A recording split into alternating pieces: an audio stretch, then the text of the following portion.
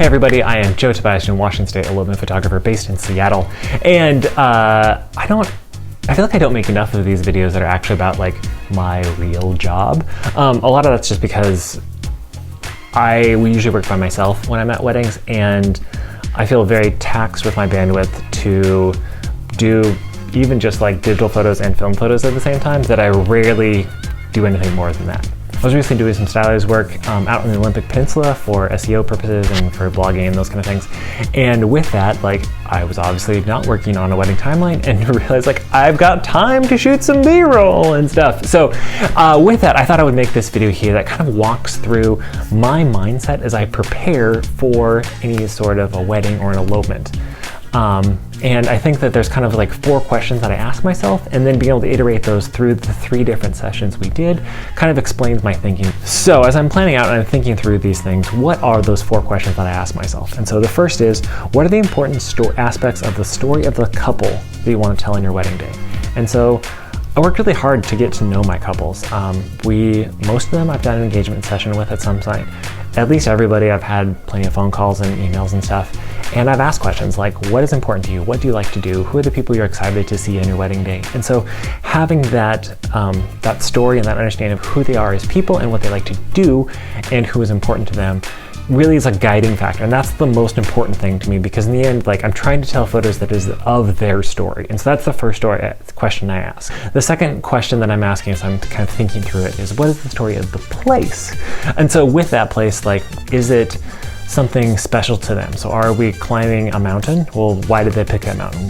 What is special about that mountain? Is it a venue? What is the things that are exciting about that venue? Is there something that place is known for? Why did they choose it? Those kind of things. Is it a backyard? Any of those, like, why this place this day? So then the third question I ask is then, what is the story of the day itself? And a lot of that is kind of like a weather question, just because I don't try to make, like I said, like, I'm trying to tell the story of the couple, but I'm also really working hard to tell the story of the day that actually happened. So with that, I don't think my photos have the same consistency that some other people's do. Not in that I think that they're like, some are great and some are bad, but more in that, like, some are gonna be dark, some are gonna be bright, and a lot of that is because I'm trying to capture the feeling of the day. And so I don't want to look back on my entire portfolio and be able to like not like have it all look the same, because every day is different, and I see so much variation in that. I don't want a February rainy elopement to look the same as a sunny July Eastern Oregon high desert wedding, just because those are drastically different weather experiences, and so I want the photos to represent that. And then the fourth thing I ask is, what are other photos that are inspiring me right now? And so, like, that's not to say that I'm necessarily gonna go out and just like try to straight up copy people, but more importantly than that, like, rather than copying an exact image, saying like, what is the aspect of this image that most inspires me? What is it the shadows? Is it the pose? Is it the lighting? Is it the technical concept that you're trying to replicate? And then being able to use that one part and put that into your own work, because you're really only gonna be able to increase your own skill set one step at a time. And so rather than trying to put an entire image into your repertoire, putting just one aspect of an image into your repertoire is a lot more able to be replicated concept that then you can use down the road. Now, this is a stylized shoot. And so when it comes to that first question of what is the story of the couple, I mean, I can say whatever I want because it's not real. I picked this couple because they're my friends, and like, I wanted to spend time with them. And I actually shot their wedding, including like this really awesome 8mm video that I shot, which is right up, you want to see it. But I wanted to take the aspects of their personality and kind of like cherry pick parts of their personality and then like magnify those into the 3 different shoots. I wanted them to still feel like Greg and Sam, because like, they got the photos and stuff. I want them to still feel like that they're who they are, but also to kind of like individualize them out into 3 different vibes, or 3 different stories, so that it would make sense with the particular session we were working on. So this first one, I really wanted to focus in on like, they're fashionable and cool people, and so that was kind of like the cool sunset on the beach couple, and that was kind of like what was driving this session. And then as far as the location, well, actually I got to go and scout it beforehand, which is kind of rare in what I do. So would let my scouting self talk. So I wasn't really planning on scouting here today, because I usually don't. Because like I was saying, I'm more of, once I get into a session, I'm much more reactive. But due to some closed roads and stuff, we're actually at the beach that we're going to be back at for tonight's elopement shoot. And it is really cool to be able to see the light and to see how it's falling right now and to imagine what it's going to look like later on in the day. So judging by the light here, I think my plan is to go over and do the little elopement stylized shoot either right over there or right over here, kind of depending on how the light's falling around the island over there.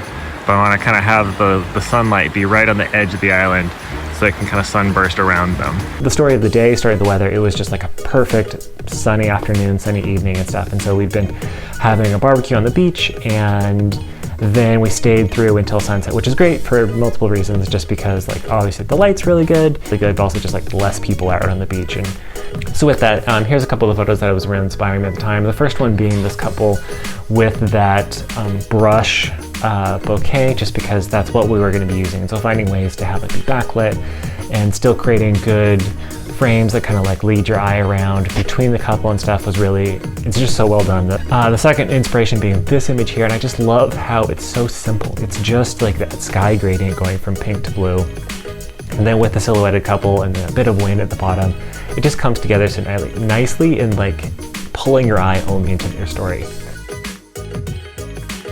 As I recently got those Prism FX filters and stuff, like I was inspired by this one to start playing with those a little bit more and see what they come out with. So for this session, I was using 3 different cameras. I was using my 5D Mark III for all the digital work, my Elan 7E for my 35mm, which was mostly the black and white. I think I took a couple photos at the end of a roll in color, but then all in black and white, which was trying to do a lot of like motion and that kind of cool stuff.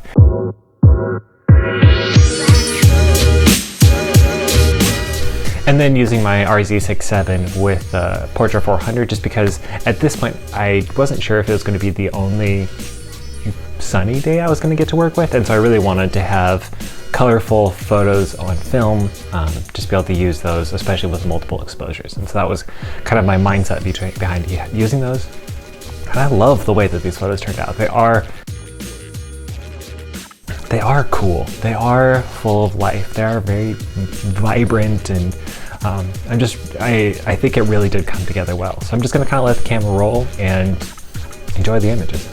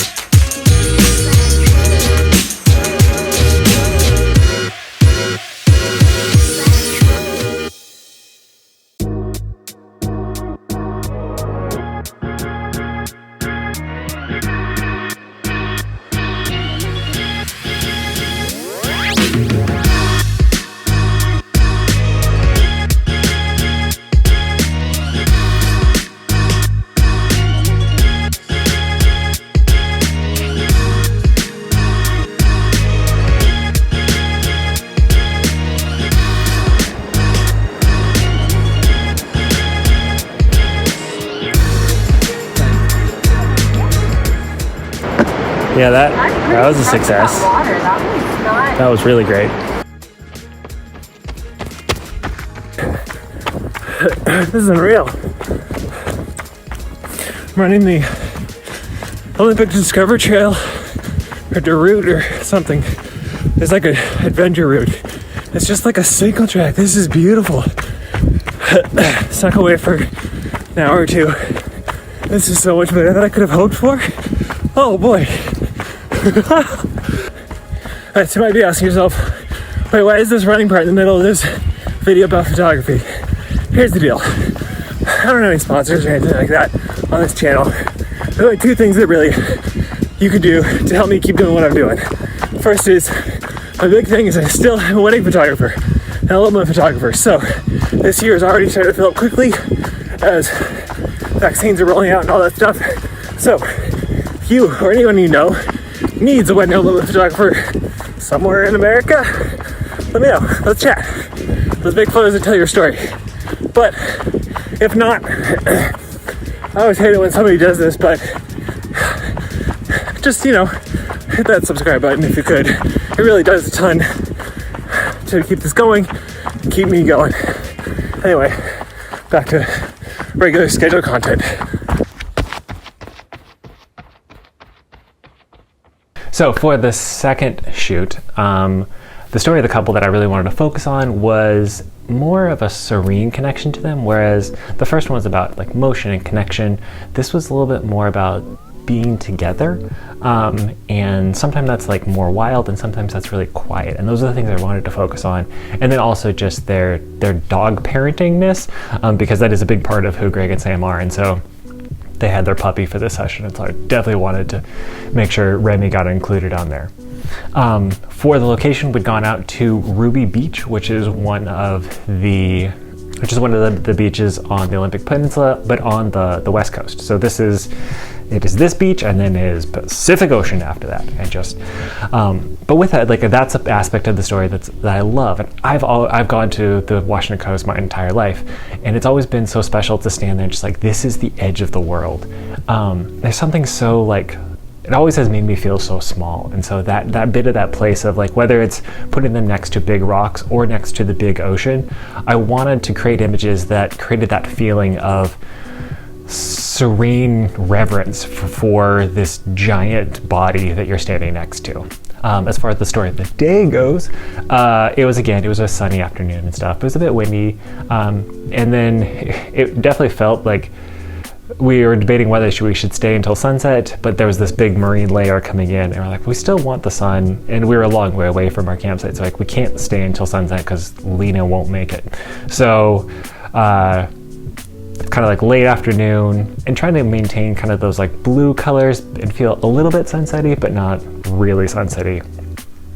So I think those kind of came through. And then as far as photos that are inspiring me, that were like leading my brain as I'm putting these together, the first one being this couple here walking next to these big rocks. And I love this photo. Like I totally wanted, like, I just am so blown away by the way that it's connecting them in such a wild way. I love the way her dress is flaring and stuff. Like when we were first planning this whole shoot, and Sam was asking me about like clothes to wear, I was like, well, this is the photo that's driving my whole brain, so run with it. And you know, she did what she wanted to, and that's awesome. That's what I want. But it's like a fun way to begin the collaborative process. But I love this image. The second image that was really inspiring me through this was this one here, and this is another one of those double exposures, but it's the two-sized ones, and this is something I kind of found myself doing a lot, and I love the style of making a photo that both the big and the small connect you, and I just really like how that's being pulled together in this image. And then this last image here of the bride by itself, and it's not the triple exposure that was inspiring me, not because it's in any way like not an incredible image, but I love her serene pose. I love the way that she's so calm in these images, and so that was what really guided some of these images of just like, I'm just here and enjoying this moment, and that really spoke to me a lot as I was putting this all together in my mind. So as far as cameras went, I tried to like make it a little bit easier on myself, just because we had traveled so far. I didn't want to bring as much of a kit, so I just had my Mark IV and my RZ67. And the Mark IV, I think I brought that one just because if I did do some video stuff, like that's a better video camera than the Mark III is, even if I like the Mark III better for stills. But so I had that for digital, and then using the RZ67, I was putting Ilford HP5, so black and white film in there. And again, I chose this because I wanted some texture to these photos. And I found that when I use HP5, it's a really clean film, especially in the 120, like the medium format. But if you absolutely crazy overexpose it, that's when the grain comes out. And so that's what I was like. I was shooting, so this is 400 film, and I was shooting at 2.8, and I was probably not shooting it at the 400th, which is the maximum for the RZ. I was probably taking it down to a 250th or a 125th. Like, I was going really slow and just putting an insane amount of light into that camera with that goal of making just like a crazy dense film, so when it scanned those grain mod granule, the grain in the film is really pronounced. But then I did put the moment Sydney Bloom on top of it, just because I did want to make sure that it was, even with that lots of grain, I want it to be a uncontrasty situation, just because that could really lead to a situation where your highlights and your shadows are so crazy different that it's hard to scan in there. And so the Sydney Bloom would help kind of balance those things out. So we got into the last day, and as the first two had turned out to be really nice days, I was really excited when it started to rain. And I know most people aren't, but like, that's a really rainy part of Washington. If I want to make photos out there in the future, I want people to know that, like, if you're going to the Olympic Peninsula, unless you're in Squim, it's pretty likely it's going to rain. Like, there's a rainforest. And so I wanted to create images that represented that aspect of the reality. And so first, going through like the story of the couple, I wanted Greg and Sam to be wearing their rain boots. And I wanted to wear stuff that, like, you know, would look kind of wet and stuff and would look cool in the wind. And so that was the clothing choices in there. Then as far as story of the place, that we actually did it in the place we were camping, just because it was raining. And so if anybody got wet, we all wanted to be able to go back to our trailers and stuff to be able to get warm and dry and all that kind of fun stuff. And then, like I said, the day it was pouring down rain. And so we waited until there was low tide, because I wanted to see the raindrops hitting the tide pools and stuff. I wanted to see like reflections, but kind of beat up reflections, and I wanted to see the clouds. And so that story of kind of a dark moodiness really came through, and that was really like, that was the vibe I really wanted to feel. So with that, knowing that darkness, there was kind of these are the photos that were guiding it. This first one being kind of like almost like an abstract motion, dark, moody. And it's funny because every time I look at these things, like, it's like, man, I want to try more. I need more motion in my photos and stuff. I love this kind of like ethereal feel that these ones have, especially on their faces, which I want to try that more now.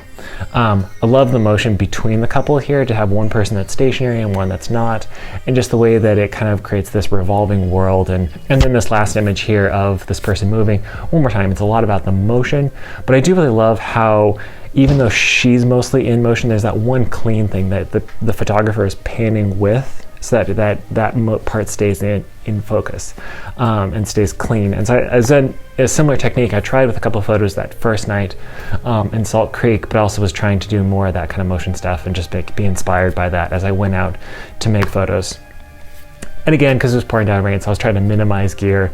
I think I had just the three cameras, the Mark III or Mark IV for digital, the Elan 7E for black and white film, and then the RZ67 for another like medium format black and white film. And those were what I was using in the moment. I went down, and while the couple was sitting in the truck, through the dress, did a couple photos of it hanging on the cabin and on the little A-frame there by itself, and then also a couple photos of them inside the cabin, which I love the moodiness of this, the directional light, the way that it really like feels so intimate because of those strong shadows in there, but it's that all you can really see is the connection between the models. And then to go out onto the tide flats and to be so wet and wild and alone, and that like you're on this beach and then there's like, you know, basically just like you and water and clouds and then Canada.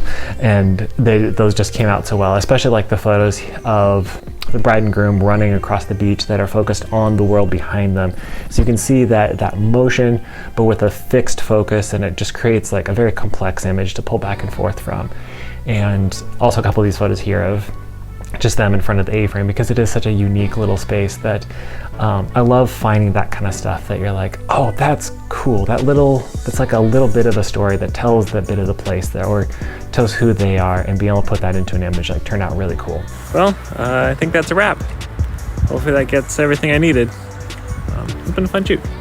So yeah, I don't know. I don't have anything to add to what I just said. I think it was a really cool shoot, and hopefully this is some helpful like ways of thinking through those, of like those 4 questions of what's the story of the couple to tell, what's the story of the place to tell, what's the story of the day to tell, and then what is inspiring me right now, and using those 4 things to put them together into a way of planning your brain to make photos on a wedding or elopement day.